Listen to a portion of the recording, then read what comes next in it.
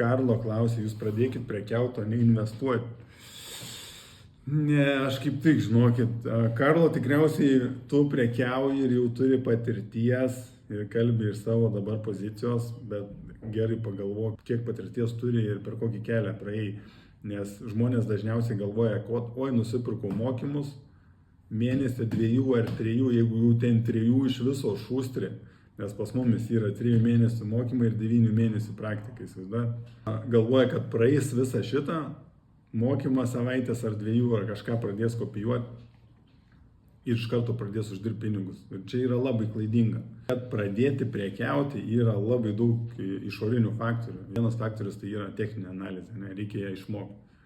Kitas faktorius yra makroekonomika. Tai reiškia, vien techninę analizę mes negalim pasikliauti. Išeis Trumpas pasakys kažką, šuniu ant uodegos jūsų visą tą techninę analizę, tai reiškia, reikia ir techninę analizę braižyti ir naujienas siekti. Jau laiko tai kainuoja. Kitas dalykas, pats esminis, 3 kintamieji, pats žmogus. 3 kintamieji, juos visus reikia suvesti į ašį. Pas patį žmogų kiek yra? Godumas, baimė, azartas. Su visais šitais dar reikia įsidirbinėti. Rizikos valdymas. Tai kad sakyt, pradėkit prekiauti, taip iš karto žmogus turi suprasti prieš pradedant prekiauti, ką jis turės išmokti, per kokį kelią praeiti ir kad galbūt pirmus metus jis net neuždirbs pinigų. Dėl to žmonės pradeda ir nebaigia, nes jie dažniausiai ateina, aš turiu paskutinį šansą ir dabar čia make it happen, per mėnesį laiko paimsiu ir padarysiu ir išleidžia savo tos pinigus. Praktinisa rinkai, grinai sustoja jo visą prekybą.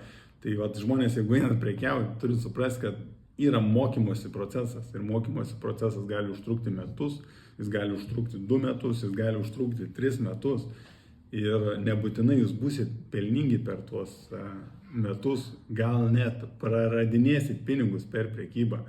Su investavimu, jeigu mes lyginam, tai investavimas vis tiek yra saugesnis variantas.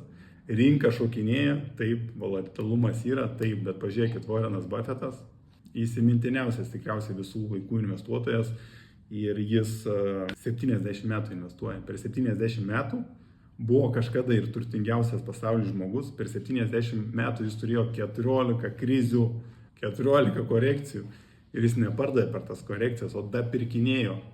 Tai čia su investavimu lygiai tas pats. Jeigu pradėt, kas liečia kripto, vėlgi, ką aš sakau, nėra sąlyga, aš tiesiog išsakau savo nuomonę, kad paskui nesakytume, čia žmonėm liepi tą daryti ar aną. Neliepiu, dalinuosi, tiesiog reaguoju komentarus.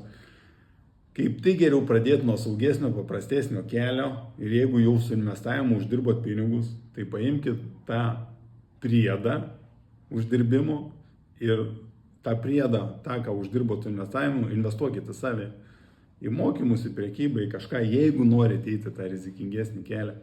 Bet vėlgi čia ne visiems patinka. Ir jeigu jūsų susidomėjimas yra tik pinigai, jūs po 2, 3, 4, 5 pralaimėjimų jūs mesit, jūs nematysit rezultato, pinigų tas, kas domina.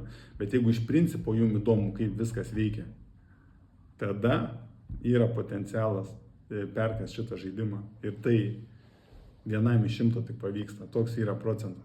Sakau tiesiai šviesiai. Prekiauti siūlot, tada paaiškinkit plačiau, ką reiškia prekyba.